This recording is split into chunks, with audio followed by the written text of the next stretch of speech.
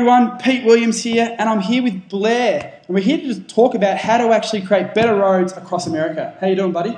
Thanks so much for having me here. It's a pleasure to be here today. Mate, it's exciting. So today we're going to be talking about a much cooler way for governments, councils and counties to actually save money when they're building roads for their local areas. Is that correct? Absolutely. It doesn't seem to matter where we're at. It's all the same. I see it happen all the time.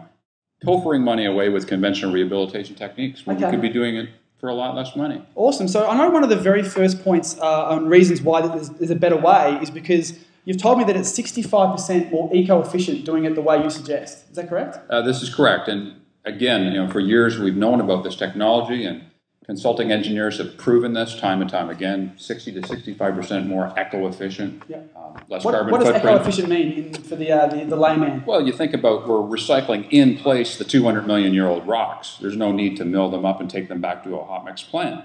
They're sitting in our roadway. We come in, we recycle it in place, and therefore we're not burning up all the diesel fuel, making new hot mix asphalt, and the likes of that. So, we could go on, but to keep it short for the interview, we'll just say that 50 to 60% more eco-efficient is not uncommon. And as you can imagine, it's recycled in place on the job site. Beautiful. And I'll be guessing too that if it's going to be recycled in place on the job site, it's going to be actually 40, 50% cheaper. Oh, absolutely. In fact, we could go on to different places like Alaska or San Francisco Bay Area. So where the conventional rehabilitation costs are higher, then the recycling in place is still going to be stable, and maybe even 60 to 70% cost savings can be achieved.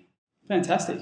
And what about speed, though? It's obviously a big concern for local governments and councils to actually get this stuff done in a much quicker time frame, so there's less accidents and the roads are back up and running. Is there any speed benefits for this?